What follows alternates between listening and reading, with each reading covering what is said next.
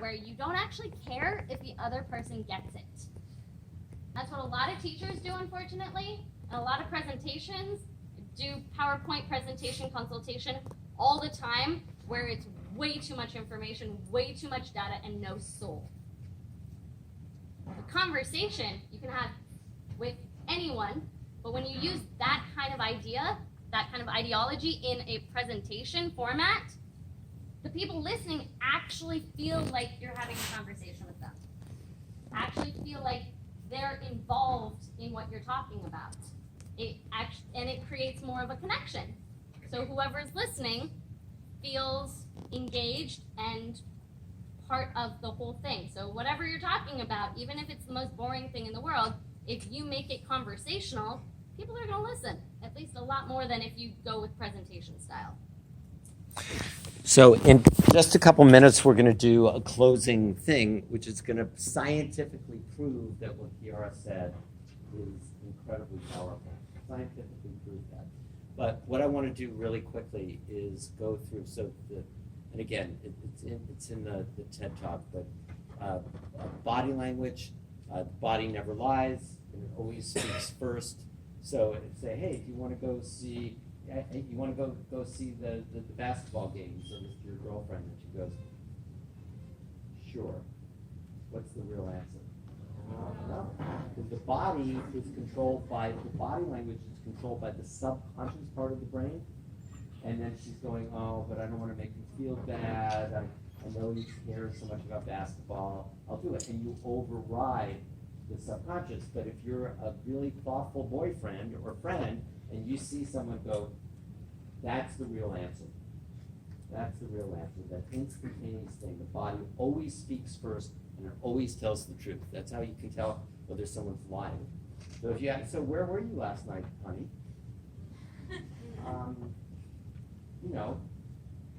The guys drinking, right? So there's way too much pausing going on there, right? And because as opposed to where were you last night? Oh yeah, I was with the guys. Right? Do you think that those two scenarios might be different in some meaningful way? Right?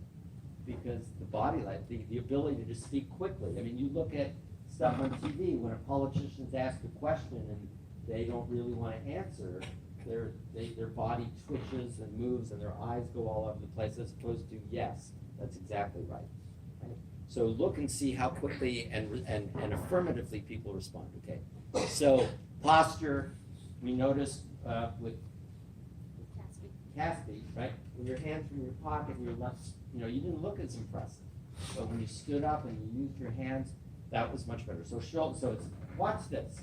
So my name's Richard Green, and I teach public speaking around the world, and people think I'm one of the most important. As opposed to, hi, my name is Richard Green, and I teach public speaking around the world. What do I do? Is there a difference? Huge difference. And also, I move forward. So let's talk about this. Or I'm really excited about this. Right? Very different. So the body language has to match. So what Chiara was talking about and what you did, by making eye contact, you now have power. You're in charge. Right? So if someone shakes your hand and you go like this and you go, nice to meet you. Right? That doesn't look very confident. It's not very professional. As opposed to, when you shake someone's hand, that's a moment for you. A job interview, or college interview, or anything.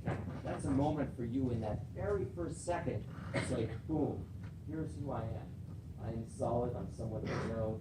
Take me seriously. And also the handshake is a lot of times it's just like a little nothing handshake. No, just here. How are you? We did a 30 minutes in a workshop with a bunch of kids in Pakistan, just teaching them how to shake hands. It's the first impression makes a very, very big deal for people. So that's another way. So gestures down. This is important. Right? So gestures down and within the power zone. You want to gesture in a centered way, just like basketball. You want to shoot here. You don't want to shoot off to the side. Moving around, you notice Chiara and I move around. You don't stand behind a podium. That creates what? Variation, which is important. And listening, I wish we had time for that. It's pretty cool. Stress reduction, great speakers have very powerful, provocative headlines and statements. Those are some in history. We're going to keep going on. So that's the communication effectiveness continue. Whenever you're speaking to a group of people, you're just having a conversation. So if someone calls on you in class and says, hey, and you go, I'm on stage, everyone's looking at me, you just kind of look at everybody in the audience and just have a conversation with them. The word with is the important word there. Okay, so here's the quick thing that's really important to understand, that there are 4 different kinds of human beings. And based on how your brain is wired with respect to these 4 languages, that's going to determine whether you can communicate effectively with them, right? And I guarantee you're going to see some things that are relevant to you as to why you like certain people and like hanging out with certain people and don't feel so comfortable with certain people, why you like some professors and why you don't like or connect with some professors. So we have 4 languages that we speak.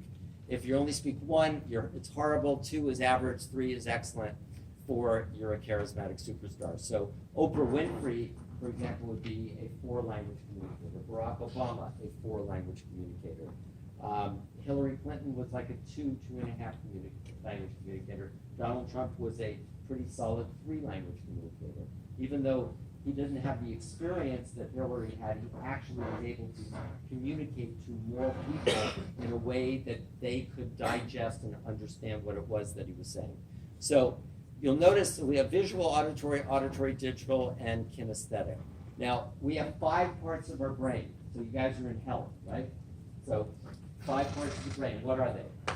Okay, I have 5 senses, right? Seeing, hearing, smelling, tasting, and touching or feeling. That's it.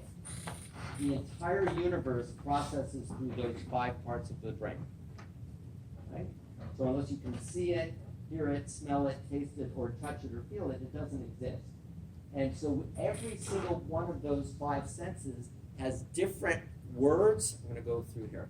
Different words, different voice tone, and different body language.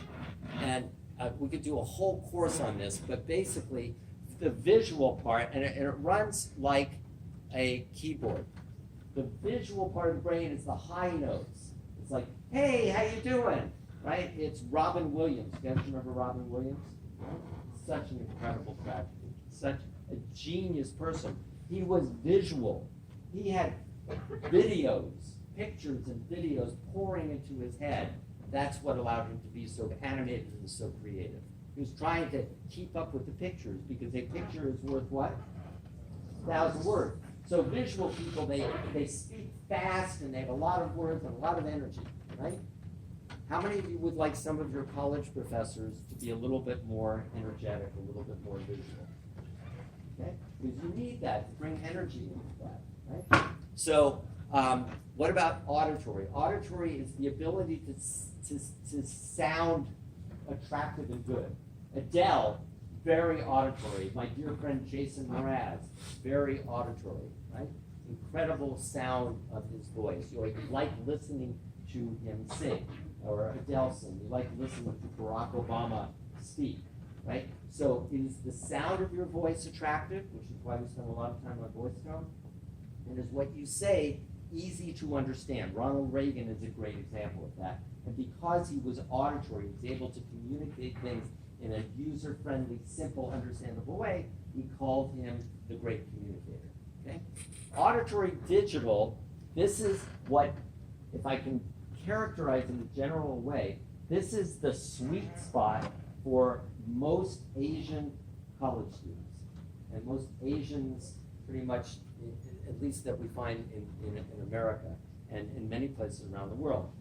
These are the scientists, these are the computer people, these are technical people, these are people who are very good at analyzing things and understanding facts and figures and details. It's called auditory digital. It's the Albert Einstein part of the brain, right?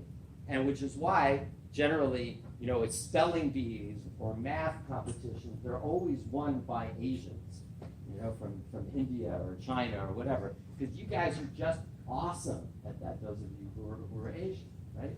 But what makes it incredibly important is to be able to speak the other languages as well. Because how many of you know professors, as we talked about before, who are incredibly smart and very knowledgeable, but they are very hard to listen to and understand or be inspired by? You fall asleep in the midst of all of their burdens. Raise your hand if that happens. I mean, that's like the dominant experience that I have of having gone to, you know, undergrad and law school. Super smart professors, but very few of them. But how many of you have some professors who are just awesome? You can't wait to go to their class because they keep you engaged and awake and alive, and you learn a lot, and it's fun, and you're never bored. Raise your hand. It's because they speak at least 3, if not 4, of these languages. So if we go back, gotta keep doing that. I'm sorry? Or they speak the language that you're most dominant in, which is they're speaking directly to you. Right. So the visual, so they're high energy, they're creative, they're thoughtful and articulate, auditory digital, they're analytical, they're thorough, or they're kinesthetic. So for example, kinesthetic, you would use words like, oh, can't you feel what this feels like? Can't you grasp, you know, what it is that I'm talking about? Auditory digital people use analyze or details. Auditory people use listen to this. Can't you hear what I'm saying? Visual people say, hey, look at this. Can't you see what I'm saying?